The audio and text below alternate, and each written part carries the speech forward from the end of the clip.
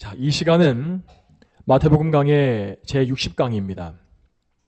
오늘은 하나님의 부르심에 대한 두 가지 반응과 그 결과라는 제목으로 하나님의 거룩한 말씀을 증거하겠습니다. 지금 우리는 예수님께서 12사도를 전도 여행에 보내실 때에 행하신 파송 설교를 살펴보고 있습니다. 지난주 말씀에서 예수님께서는 사도들이 전도 여행에서 지켜야 할 규칙들을 상세하게 설명해 주신 바 있습니다. 그 말씀에 따르면 사도들은 우선적으로 유대인들에게 복음을 전파해야 했는데 그 이유는 언약의 우선권이 유대인들에게 먼저 있었기 때문입니다. 그리고 사도들은 이 사역을 위해서 예수님께로부터 기적을 일으킬 능력을 부여받았다고 하였는데, 이 기적은 하나님 나라의 이 권세, 악의 세력을 이기는 그 권세가 이 땅에 임했음을 보여주는 증거로서 주어진 것이었습니다. 그러므로 그들은 그 기적의 능력을 가졌다고 하여서 그것을 가지고 자기 유익을 추구해서는 안 되었고, 그저 하나님의 은혜를 거저 베풀어주는 자들이 되어 있다고 하였습니다. 또한 지난주 본문의 마지막 부분이었던 9절과 10절을 보시게 되면 사도들은 여행을 위해서 필요한 여분의 옷이나 금전을 준비하지 말고 오직 하나님이 공급하시는 것에 의지하라고 하는 명령을 또 받고 있습니다. 그런데 이 말씀, 이 9절과 10절의 이 명령은 분명히 이 모든 상황에 보편적으로 적용할 수 있는 말씀은 아닙니다.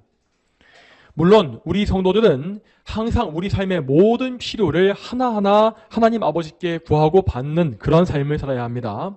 그러나 우리 삶에 필요한 물품을 절대 미리 준비하지 말라라고 하는 이 원칙은 이 사도들의 첫 번째 전도 여행에만 한정적으로 적용된 것이라고 봐야 하겠습니다. 그러므로 이런 말씀, 이런 가운데 오늘 본문을 이어서 보게 되면 예수님께서 앞에서 이런 명령을 내리신 이유를 알 수 있습니다.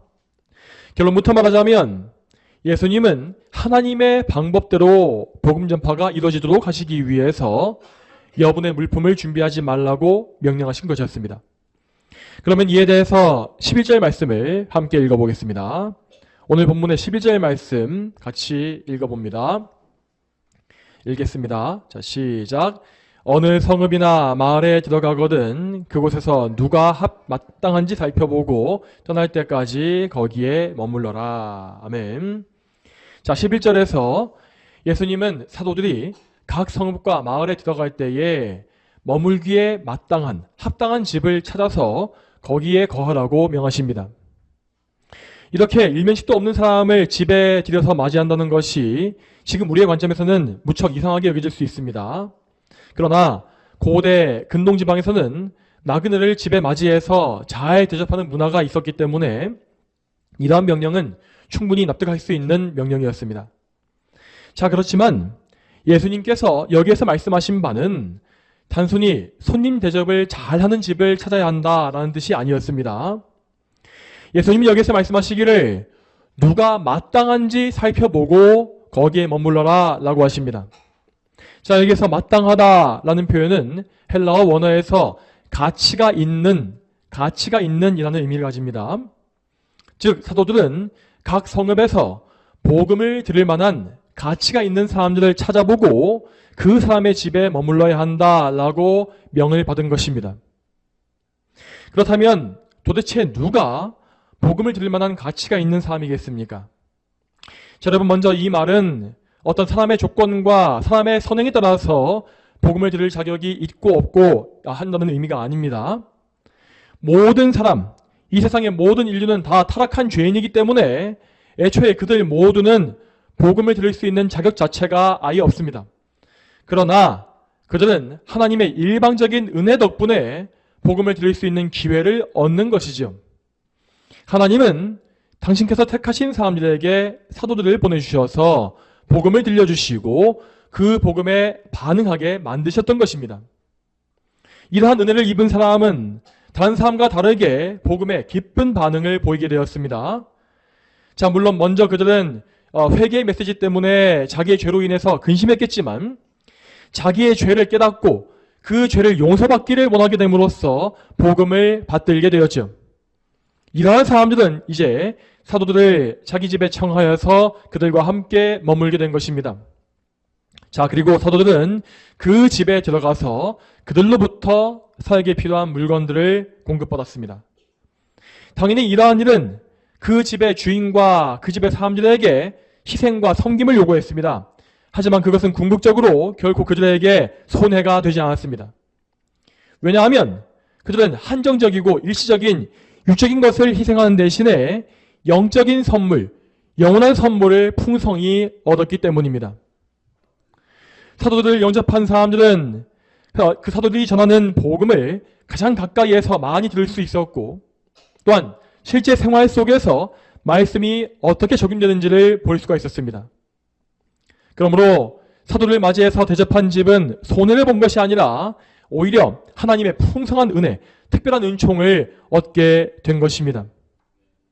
저 뒤에 나오는 마태복음 10장 40절을 보시게 되면 예수님께서 이렇게 말씀하신 것을 볼 수 있습니다. 너희를 영접하는 자는 나를 영접하는 것이요, 나를 영접하는 자는 나를 보내신 분을 영접하는 것이다 라고 하셨습니다. 자, 이 말씀과 같이 사도들을 영접한 사람은 곧 그들을 보내신 그리스도를 영접한 것과 같았습니다.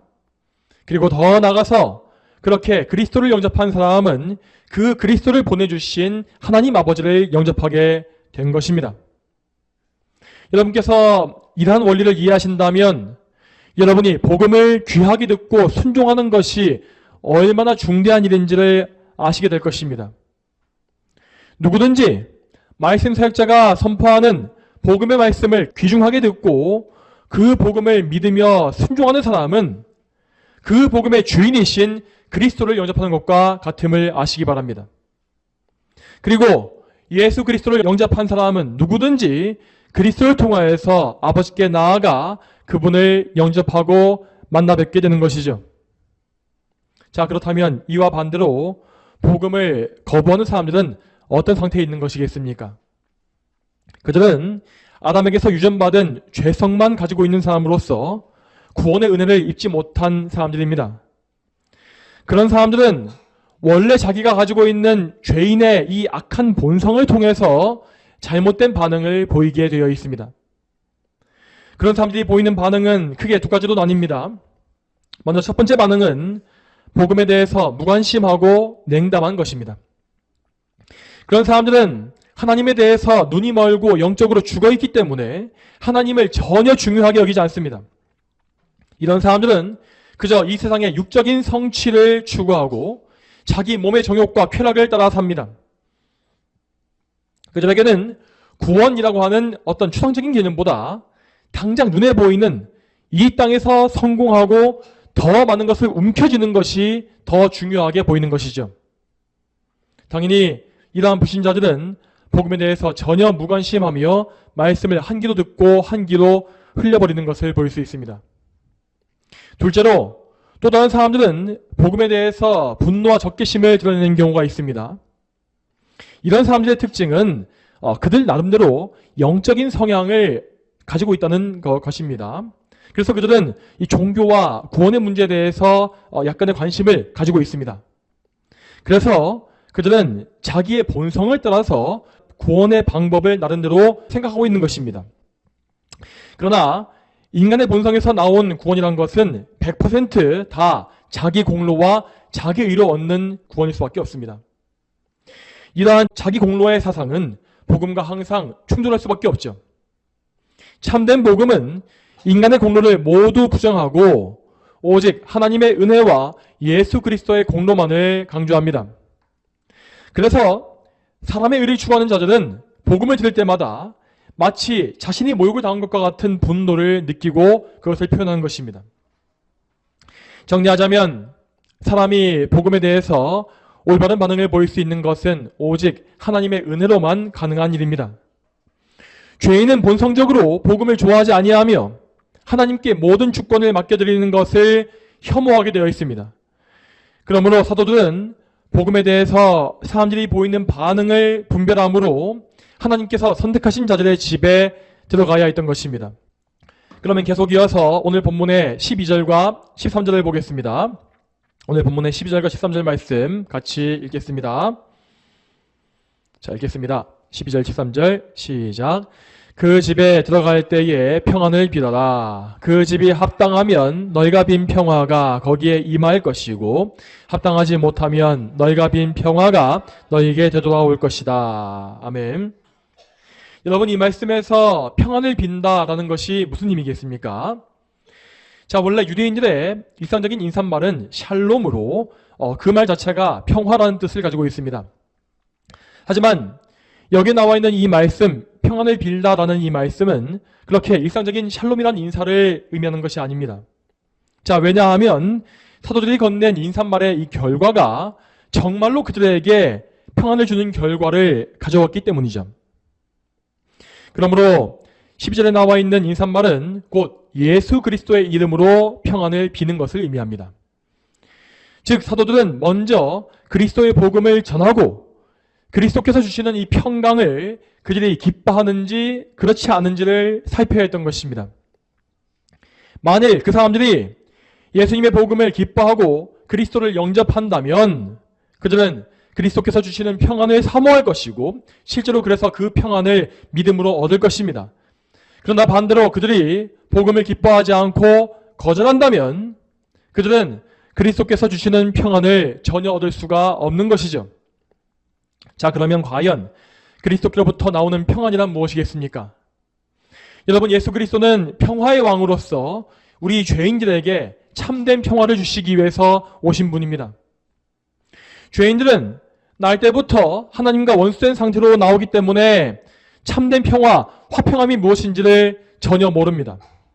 그러나 누구든지 예수 그리스도를 믿는 자는 중보자이신 예수님으로 인하여서 하나님과 화평을 누릴 수 있는 것이죠. 그리스도께서는 하나님과 우리 사이를 화평하지 못하게 만드는 모든 문제와 장애물을 다 해결해 주시는데 그 문제들은 대표적으로 곧 죄와 불의함의 이 두 가지 문제입니다. 그러므로 예수님은 택자들의 모든 죄를 대신 짊어지시고 그 죄의 대가를 치르셔서 죄사함, 속죄를 이루셨습니다. 이 죄사함을 통하여서 택자들은 하나님의 진노와 심판에서 완전히 자유케 된 것입니다. 또한 다음으로 예수님은 불의한 우리, 의를 이룰 수 없는 우리를 대신하여서 하나님께 완전히 순종하셨습니다.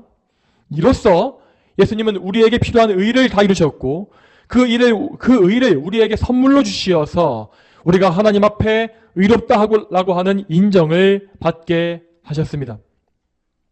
이러한 예수님의 사역들 덕분에 신자들은 하나님과 더 이상 원수 관계에 있지 않고 영원한 평화를 얻는 것입니다. 자, 심지어 이것은 우리가 하나님의 자녀로서 입양되게 할 만큼 완전한 화평을 누리게 합니다. 이렇게 해서 하나님의 자녀가 된 사람들은 절대 하나님의 집에서 쫓겨나지 않을 것이며 하나님 안에서의 평화 역시 빼앗기지 않습니다. 자, 이것이 바로 성경에 기록되어 있는 바 참된 평화, 곧 평안입니다.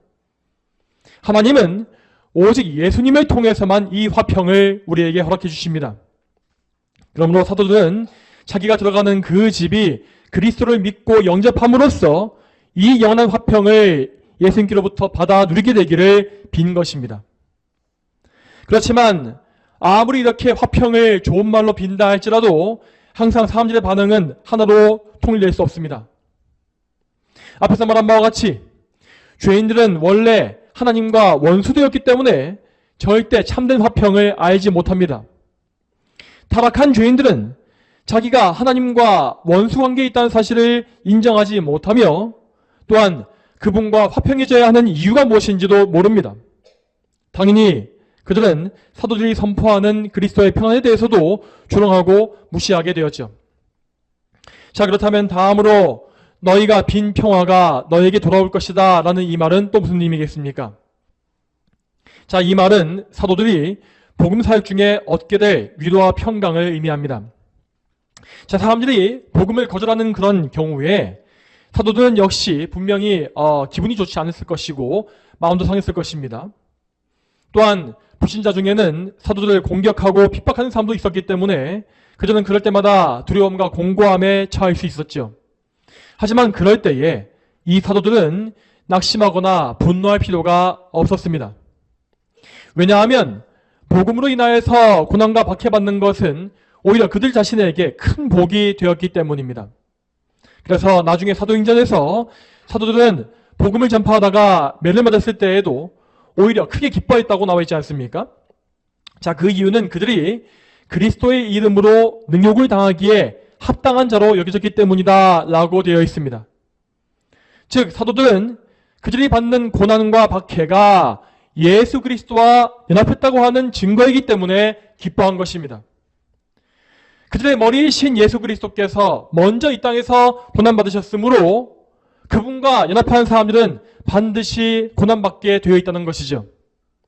그러므로 성도들은 고난받을 때에 오히려 기뻐하며 이 세상이 줄 수 없는 평화를 누릴 수가 있는 것입니다. 자, 이러한 원리에 의해서 사도들이 빈 평화는 그들에게 돌아올 수 있었던 것입니다. 다음으로 본문의 마지막인 14절과 15절 말씀을 보겠습니다. 오늘 본문의 14절, 15절 말씀 같이 읽습니다. 자, 시작. 누구든지 너희를 영접하지 않거나 너희 말을 듣지 않으면 그 집이나 마을 밖으로 나갈 때에 너희 발에 먼지를 떨어버려라. 내가 진정으로 너희에게 말하니 심판날에 소돔과 고모라 땅이 그 성읍보다 더 견디기 쉬울 것이다. 아멘. 자, 이 말씀에서 예수님은 복음을 거역하는 사람들에 대한 엄중한 경고를 내리고 계십니다. 사도들은 분명히 죄인들을 불쌍히 여기는 마음을 가지고서 복음을 사랑으로 선포해야 했습니다. 하지만 그 불쌍히 여기는 마음, 긍휼의 마음이라는 것은 결코 복음을 받으라고 구걸하거나 사람의 비위를 맞추는 것이 아니었습니다. 그들은 항상 하나님의 영광을 위해서 복음을 전파하는 것이었으므로 복음 전파의 방식 역시 항상 하나님의 영광을 위한 뜻에 맞춰야 했습니다. 자, 그러면 여기서 잠시 오늘날 현대 기독교의 복음 전파 방식이 어떠한지를 살펴보겠습니다. 오늘날 대다수의 교회들을 보게 되면 이 복음 전파의 목적을 말할 때에 입버릇처럼 영혼 구원이다 라고 말하는 것을 볼 수 있습니다. 여러분, 그렇다면 이 영혼 구원이라는 말이 과연 맞는 말이겠습니까? 결론부터 말씀드리자면 이 영혼 구원이라는 이 말을, 이 목적은 그 표현 자체와 목적의 우선순위가 모두 잘못되었습니다. 우선 이 표현 자체에 대해서 말해보자면, 자, 복음이라는 것은 여러분 영혼만을 구원하는 것이 아닙니다. 복음은 사람의 몸과 영혼, 즉 전인격을 다 구원하는 것입니다. 즉 복음은 사람의 영적인 면만을 변화시키는 것이 아니라 그의 육적인 면도 역시 변화시켜서 하나님께 영광 돌리는 삶을 살게 만든다는 것이죠.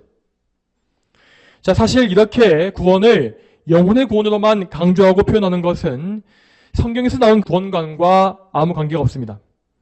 이것은 오히려 이 고대 영지주의나 신비주의 종교에 더 가까운 것으로서 영적인 면을 육적인 면보다 더 우월하게 여기는 그런 성향을 드러내고 있는 것입니다. 당연히 이렇게 영적인 면만 더 우월하게 여기고 강조하는 신앙이 고착화되게 되면 삶 전체의 개혁은 나올 수 없습니다. 영혼만 중시하는 신앙은 신앙생활에만, 영적 생활에만 심취하여서 일상의 성실한 생활을 등한히 하는 열매를 낳는 것입니다. 예를 들어서 자기의 가정을 다 내팽개치고 기도원에 틀어박혀서 기도만 하는 사람들이나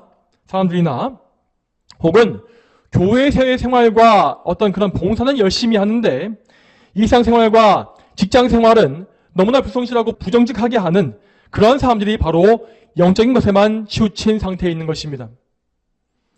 자, 그리고 다음으로 영혼구원이라고 하는 이 말은 복음 전파의 목적 역시 완전히 뒤바꿔 놓고 있습니다. 여러분이 생각하시기에 복음을 전파하는 목적이, 궁극적인 목적이 무엇입니까? 죄인의 구원입니까?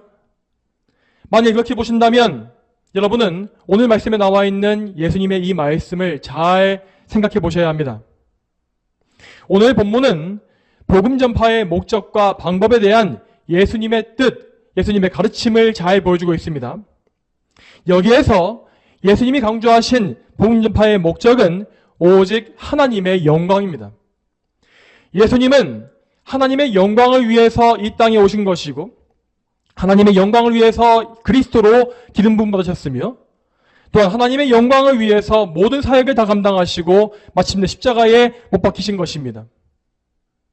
만일 예수님의 목적이 하나님의 영광이 아니라 죄인의 구원 자체에 먼저 있었다고 한다면 그분은 14절과 15절 같은 말씀을 하실 리가 없었습니다. 여러분, 지금 14절과 15절 말씀의 이 표현을 잘 보시기 바랍니다. 이 말씀이 문자적으로 보기에 현대 기독교의 관점에서 얼마나 무정하고 냉혹하게 여겨집니까? 현대 기독교의 방식대로 하자면 복음을 거절하는 사람에게도 어떻게든 잘해주고 구슬려서 교회로 데려와야 하는 것이 정석이 아니겠습니까? 그러나 예수님은 그러한 방식을 가르치신 적이 없습니다. 물론 죄인들에게 복음을 선포하는 것은 많은 인내와 성실함과 눈물의 사역이 반드시 필요합니다. 그래서 저 역시 이 강단에서 이렇게 끊임없이 복음을 선포하고 여러분을 위해서 기도하고 있는 것입니다. 그렇지만 복음 선포는 언제나 하나님의 영광을 위하여서 그분의 뜻과 그분의 방식대로 이루어져야 합니다. 자, 왜냐하면 복음을 전파하는 것은 인간의 일이 아니라 하나님의 역사이기 때문입니다. 만약 이 사역이 사람의 일이라면 우리는 우리의 아이디어와 여러 방법과 수단을 최대한 끌어와서 이 길을 해야 할 것입니다. 그러나 이 사역은 하나님께서 명하시고 또 주도하시는 일이기 때문에 오직 하나님의 뜻과 방법대로만 이루어져야 함을 우리는 기억해야 합니다. 우리는 그래서 하나님의 말씀을 가감없이 있는 그대로 선포하고 오직 기도로서 모든 진행과 결과를 하나님께 맡겨야 합니다. 이렇게 기도하는 가운데 우리는 인내와 충성으로 하나님을 항상 높이기 위해서 더 힘써야 하는 것이죠. 자, 이러한 관점과 의미에서 현대 교회에서 많이 도입하고 있는 여러 세속적인 방편은 전혀 성경적이지 않습니다. 현대인들의 마음을 그저 어루만져주고 그들의 취향과 욕구를 충족시키며 교회를 그들에게 맞춰주는 것은 결코 하나님의 뜻이 아니기 때문입니다. 이러한 현상이 나오고 있는 이유는 앞에서 말한 바와 같이 복음 전파의 목적이 뒤바뀌었기 때문입니다. 복음 전파의 목적을 하나님의 영광에 우선 두지 않고 구원에 먼저 두기 때문에 어떻게든 사람을 구슬리고 설득하게 되는 결과가 나오는 것입니다. 자, 그러므로 우리는 반드시 교회 사역의 변질을 막아야 합니다. 만일 어떤 죄인들이 성경의 복음을 거절하면서 좀 더 부드럽고 현대적인 메시지를 요구한다면 사역자는 절대 그러한 요구에 응하지 말아야 합니다. 그러한 사람들은 하나님의 영광보다 자기의 타락한 본성을 더 축혀 세우고 있는 것입니다. 만일 그들이 자기의 관점과 주장을 철회하지 않고 회개를 거부한다면 그런 사람들은 반드시 교회에서 내보내져야 합니다. 자, 여러분, 이러한 관점이 너무 심해 보이십니까? 그렇다면 오늘 본문의 14절 말씀을 다시 한번 보십시오. 이 말씀 제가 읽겠습니다. 누구든지 너희를 영접하지 않거나 너희 말을 듣지 않으면 그 집이나 마을 밖으로 나갈 때에 너희 발의 먼지를 떨어버려라. 자, 이 말씀에서 발의 먼지를 떤다라고 하는 이 말씀은 고대 유대인의 관습에서 나온 것입니다. 그 당시 유대인들은 여행 중에 이방인들의 땅을 통과하게 되면 다시 유대 땅에 들어오기 전에 자기 발의 먼지를 다 털어냈다고 합니다. 이것은 이방인들이 율법적으로 부정하기 때문에 행하는 상징적인 행동이었습니다. 이와 같은 원리에서 사도들이 발의 먼지를 떨어버리는 것은 복음을 거절하는 사람들이 그리스도께 속하지 않았음을 보여주는 행동이었습니다. 너희는 그리스도의 복음을 거절하였으므로 그분께 속하지 않았고 우리와도 아무 관계가 없다라는 의미가 이 행동에 들어있는 것이죠. 자, 그리고 이렇게 엄숙한 선포는 두려운 저주로 이어지게 되어 있습니다. 15절에서 예수님은 이렇게 말씀하십니다. 내가 진정으로 너에게 말하니 심판날에 소돔과 고모라 땅이 그 성읍보다 견디기 쉬울 것이다. 아멘. 이 말씀에 나와 있는 소돔과 고모라라는 이름은 이 세상에서 제일 타락한 도시의 대명사로 쓰인 것입니다. 소돔과 고모라의 사람들은 그 죄가 하나님 앞에 심히 무거웠기 때문에 불과 유황으로 멸망하는 심판을 받게 되었습니다. 자, 고대의 소돔과 고모라는 총 인구가 5만 명이 넘어가는 그 당시 기준에서 대단히 큰 대도시였습니다. 그러나 그들은 하나님의 심판에 의해서 한순간에 다 전멸해버렸고 그 땅 전체는 소금과 유황의 땅이 됨으로써 사람이 살 수가 없는 황무지가 되었다고 합니다. 자, 이 사람들이 받은 이 심판은 장차 최후의 날에 죄인들에게 내려질 심판을 미리 보여주고 있는 모형임을 우리는 알아야겠습니다. 자, 여러분, 여기에서 소돔과 고모라의 이 무서운 심판이 단지 모형에 불과하다는 사실을 기억하시기 바랍니다. 여러분, 이 말이 무슨 의미겠습니까? 장차 지옥에 들어갈 사람들이 이 소돔과 고모라보다 더 뜨거운 불과 유황에 들어간다는 말이겠습니까? 자, 여러분, 이 지옥의 심판이라고 하는 것은 그렇게 물리적인 불과 유황만을 의미하지 않습니다. 우리는 지옥에 대해서 생각할 때에 단순히 이 세상에서 뜨거운 불에 많이 돼 있는 정도의 고통을 떠올리지 않습니까? 자, 물론 지옥은 육적인 형벌을 포함하기 때문에 그런 물리적인 고통도 있을 것입니다. 그러나 지옥의 형벌에서 제일 무서운 것은 바로 하나님의 진노입니다. 여러분, 지옥은 하나님의 모든 은혜가 거두어진 장소입니다.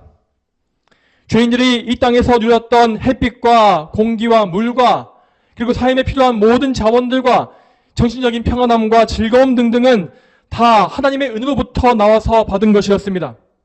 또한 심지어 이 땅에서 죄인들이 당했던 고통조차도 원래 그들이 자기의 죄 때문에 받아야 했던 것에 비하면 매우 작은 분량에 불과합니다.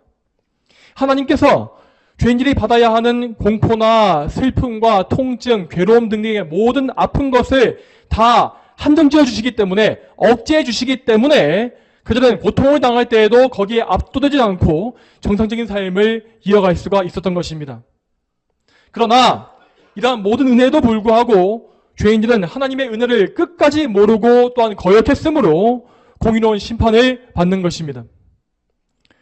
특히 이 땅에서 그리스도의 복음을 직접 듣고도 그 복음을 받아들이지 않고 배척한 사람들은 하나님의 은혜를 짓밟은 대가를 다 치르게 되어 있습니다. 그들이 받을 대가는 앞에서 말하였던 소돔과 고모라의 심판보다 더 무섭고 무거우며 막대할 것입니다. 그들에게는 하나님의 진노가 감해지지 않고 온전히 내려질 것이므로 그 심판은 정말로 두렵고 무거울 것입니다. 이러한 의미에서 예수님은 선포하시기를 심판날에 소돔과 고모라 땅이 그 성읍보다 더 견디기 쉬울 것이다 라고 말씀하신 것이죠. 자, 성도 여러분, 오늘 우리는 예수님께서 사도들에게 내리신 전도의 지침을 다시 한번 보았습니다. 여기서 예수님은 전도를 하나님이 주관하시는 사역으로 가르치고 계십니다. 말씀을 전파하는 것은 사람의 노력이나 사람의 화술과 화법으로 남을 설득해내는 것이 아닙니다. 우리는 우리가 가는 곳마다 하나님이 예정하신 그 백성이 분명히 있을 것이라고 믿음으로 말씀을 전파합니다. 물론 그때 우리는 하나님이 예정하신 사람이 누구인지 정확히는 모릅니다. 그러나 그 예정된 사람은 반드시 그 복음을 들을 것이고 그리스도께 돌아올 것입니다. 그렇기 때문에 우리는 항상 확신을 가지고 그 복음을 선포할 수 있는 것이죠. 자, 이러한 의미에서 우리는 하나님께서 사람들을 부르시는 방식이 어떠한지를 좀 더 알아야겠습니다. 우리 개혁주의 신학에서 하나님의 부르심은 크게 두 가지로 분류됩니다. 이 두 가지를 우리는 일반적인 부르심과 효과적인 부르심이라고 부릅니다. 그리고 이것은 다른 말로 일반 소명, 유효 소명이라고 칭하기도 합니다. 자, 여기서 먼저 일반적인 부르심, 일반 소명은 모든 사람들에게 차별 없이 전파되는 복음의 부르심을 의미합니다. 예를 들어서 한 교회 예배당 안에는 구원받기로 예정된 사람과 유기된 사람이 함께 앉아 있습니다. 그러나 그들 모두에게는 복음의 말씀이 차별 없이 선포되죠. 하지만 일반적인 소명은 반드시 구원을 낳는 것은 아닙니다. 자, 왜냐하면 타락한 죄인들에게는 복음을 받아들이고 그리스도를 믿을 능력 자체가 아예 없기 때문입니다. 혹 그가 인간적으로 그런 능력을 통해서 그리스도를 믿는 것처럼 보인다 할지라도 그들은 거듭나지 못한 상태에서 자기의 종교심에 의해서 표면적인 신앙생활을 할 뿐입니다. 자, 그러므로 만일 하나님께서 죄인 중에 일부를 미리 선택하지 아니하시고 은혜도 주지 않으신다면 모든 죄인 중에는 복음을 듣고 믿을 사람이 아무도 없을 것입니다. 그래서 하나님은 무능한 죄인들에게 능력을 주심으로 복음을 받아들일 수 있도록 역사해 주십니다. 이 사람들은 오직 하나님의 은혜로 말미암아서 복음에 합당한 반응을 보이게 됩니다. 하나님은 성령님을 통해서 택자들의 마음을 변화시키시고 그들이 복음을 듣고 받아들이게끔 인도해 가십니다. 이러한 반응은 분명 하나님께서 주권적으로 일방적으로 이뤄내시는 사역입니다. 그러나 사람의 입장에서도 이 반응은 어떤 부자연스럽거나 강제적으로 만들어지는 그러한 반응이 아닙니다. 하나님의 선택을 입은 사람은 타인과 다르게 복음이 믿어지는 것을 경험할 것이고 곧 그래서 그리스도를 믿게 됩니다. 그러면 그들에게는 그리스도로 말미암아 참된 평화가 임하는 것이죠. 이렇게 죄인을 확실하고 영원히 구원하시는 하나님의 부르심을 가리켜서 우리는 효과적인 부르심 혹은 유효 소명이라고 칭하고 있습니다. 자, 이와 같이 하나님은 분명히 당신의 백성을 선택하시고 그 백성을 효과적으로 부르십니다. 이러한 하나님의 선택과 부르심이 없다면 죄인은 구원받을 길이 전혀 없음을 여러분 기억하시기 바랍니다. 그러므로 우리는 구원이 오직 하나님의 주권적인 은혜로만 말미암는 사실을 기억하면서 항상 하나님께 모든 것을 맡기고 의지해야 합니다. 우리의 구원은 우리의 결단이나 의지력에서 나오는 것이 아닙니다. 하나님이 우리를 친히 부르시고 우리의 들을 길을 열어주셔야만 우리는 복음에 반응해서 그리스도를 믿을 수 있는 것입니다. 물론 이런 말씀을 전할 때에 어떤 사람은 이러한 교리가 사람을 로봇이나 기계와 같이 여기는 것이라고 말할 것입니다. 그러나 다시 말씀드리지만 하나님은 결단코 사람을 인형과 같이 수동적으로 만들지 않으셨습니다. 하나님은 사람에게 은혜를 베푸셔서 그가 강제적으로 굴복하는 것이 아니라 기쁨을 가지고 순종할 수 있게 인도해 가십니다. 그렇기 때문에 우리는 그저 가만히 앉아서 하나님의 은혜만 기다리고 있는 것이 아니라 하나님의 은혜를 직접적으로 계속 구하고 또 구하는 삶을 살아야 하는 것입니다. 여러분, 우리 성도의 삶은 정말 처음부터 끝까지 하나님의 은혜를 강구하는 삶이 되어야 합니다.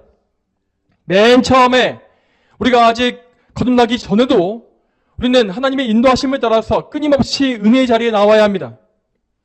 지금 여러분께서 나와 계시는 공적인 예배의 자리는 여러분의 삶 속에서 가장 풍성한 은혜 자리라고 말할 수 있습니다. 그러므로 여러분은 정말로 이 예배의 자리를 귀하게 여기시고 또한 은혜를 놓치지 마셔야 합니다. 하나님께서 오늘은 또 나에게 어떤 은혜를 보여주실까라는 마음을 가지고 은혜를 갈급해하고 기대하면서 이 자리에 나와 이 자리를 지켜야 하는 것입니다. 그런 의미에서 이쪽에 청교도들은 주일을 가리켜서 영적인 장날이다라고 표현한 바 있습니다. 그분들은 주일과 주일 예배의 자리가 가장 중요하고 풍성한 은혜의 기회라는 사실을 알았기 때문에 그러한 표현을 썼던 것입니다. 자, 이렇게 해서 공적 예배의 은혜를 추구했다면 우리는 나머지 시간에 어떻게 해야겠습니까? 우리는 또 계속해서 은혜를 구하는 가운데 매일의 삶을 살아야 합니다. 여러분께서 매일 기도하셔야 하고 성경을 읽으셔야 하고 또한 예배 드리셔야 하는 이유가 어디에 있겠습니까? 그것은 오직 하나님의 은혜를 더 구하고 은혜를 더 받기 위해서인 것입니다. 기도와 말씀 그리고 예배 등은 모두 하나님께서 우리에게 주신 은혜의 방편입니다. 하나님은 우리가 은혜 없이 살 수 없는 존재라는 사실을 아시기 때문에 이렇게 은혜를 받기 위한 방편을 허락해 주신 것입니다. 자, 그러므로 여러분은 반드시 은혜에 대한 자신의 반응을 점검해 보셔야 합니다. 만일 여러분께서 오랫동안 습관적으로 신앙생활을 계속해 오셨음에도 불구하고 여전히 여러분 마음속에서 은혜를 갈망하는 그런 뜨거운 마음이 없다면 여러분은 지금 사실 거듭난 것도 아니고 예수 그리스도 안에 있는 것도 아닙니다. 또한 여러분께서 오늘 말씀에 나와 있는 바와 같이 복음에 대해서 올바른 반응을 보이지 못하고 있다면 여러분은 지금 하나님의 은혜 밖에 있는 것임을 알아야 할 것입니다. 여러분, 하나님의 은혜가 여러분께 진정으로 임한다면 여러분은 결단코 복음의 기쁜 말씀에 대해서 무미건조하게 반응할 수 없습니다. 하나님은 반드시 복음을 통하여서 여러분의 차가운 마음을 녹이실 것이요, 여러분의 잠들어있는 영혼을 흔들어 깨우실 것입니다. 그러나 이러한 변화가 전혀 없음에도 불구하고 나는 이제까지 신앙생활을 계속 해봤기 때문에 성도임에 틀림이 없다라고 생각하신다면 여러분은 지금 스스로를 심각하게 속이고 있는 것입니다. 물론 우리는 우리 자신, 나 자신을 충분히 속일 수 있습니다. 그러나 그 누구도 하나님을 속이지 못합니다. 그러므로 여러분은 정말로 정직하게 여러분 자신의 영적 상태를 점검하고 자신의 상태를 올바르게 분별해야 합니다. 그리고 그 상태를 있는 그대로 하나님께 아뢰며 하나님의 은혜를 간절히 구해야 하는 것입니다. 사랑하는 여러분, 오늘 말씀에 나와 있는 예수님의 말씀은 다름 아닌 여러분을 향한 말씀입니다. 여러분께서 지금 어떤 상태에 있든지 간에 이 말씀은 반드시 나 자신을 향한 부르심으로 들려와야 합니다. 만일 여러분께서 아직 거듭나지 못한 상태에 계신다면 여러분 이 말씀을 듣고 예수 그리스도께 가까이 나가야 합니다. 그리고 그리스도를 믿게 하시는 성령님의 은혜에 날마다 간절히 매달리고 의지해야 합니다. 혹 여러분께서 교회에 나오면서도 구원과 거룩에 대한 열망이 전혀 없다면 그런 분은 정말 자기의 상태를 심각하게 여기시기 바랍니다. 내가 왜 예배 나오고 있는지, 내가 왜 신앙생활을 하고 있는지 이 문제를 근본적으로 진지하게 고민해 보시기 바랍니다. 또한 여러분이 이미 거듭나고 구원받은 성도라고 한다면 여러분은 이 말씀을 통해서 다시 한번 거룩함을 향한 소명을 더 확고히 붙잡으셔야 합니다. 나는 과연 성도로서 그리스도의 부르심, 이 소명에 합당한 삶을 살고 있는가? 나를 거룩하게 하시려는 하나님의 뜻이 내 삶 가운데 이루어지고 있는가? 라는 질문을 계속 던지면서 좀 더 거룩을 추구하는 그런 신앙생활을 해나가야 하는 것입니다. 사랑하는 성도 여러분, 여러분은 하나님의 영광을 위해서 부르심받은 거룩한 백성입니다. 이 사실을 잊지 마시고 하나님의 부르심에 합당한 반응을 다 보시게 되기를 바랍니다. 저와 여러분 모두가 하나님의 부르심을 따라서 거룩한 성도가 되기를 바라고 또한 우리의 이웃들에게도 복음을 선포하는 사람들이 다 되기를 주님의 이름으로 축복합니다. 다 함께 기도하겠습니다. 하나님 아버지, 오늘도 마태복음의 말씀을 통해서 복음 선포의 원리가 무엇이고 또한 사람이 구원받는 그 원리가 어떤 것인지를 우리가 보게 하심에 진심으로 감사드립니다. 우리가 이런 말씀을 볼 때에 현대 기독교와 교회들이 얼마나 큰 위험에 빠져 있는지를 보게 되고 그래서 저희가 더욱더 복음을 열심히 선포하고 우리 스스로가 복음을 믿고 이 말씀을 전파하는 일에 힘써야 한다는 사실을 더 알게 됩니다. 하나님, 우리가 우리의 삶 전체에서 하나님께 정말 순종하게 하시고 또한 하나님의 부르심에 합당하게 복음에 대한 반응을 보일 수 있도록 저희를 인도해 주시기 바랍니다. 정말 저희가 이 부르심에 합당하게 거룩하고 경건하게 살게 하시고 또한 모든 죄를 멀리하고 오직 하나님께만 영광 돌리는 그런 삶을 살 수 있도록 주여 인도하여 주시옵소서. 감사드리옵고 이 모든 말씀 거룩하신 예수님의 이름으로 기도 올립니다. 아멘.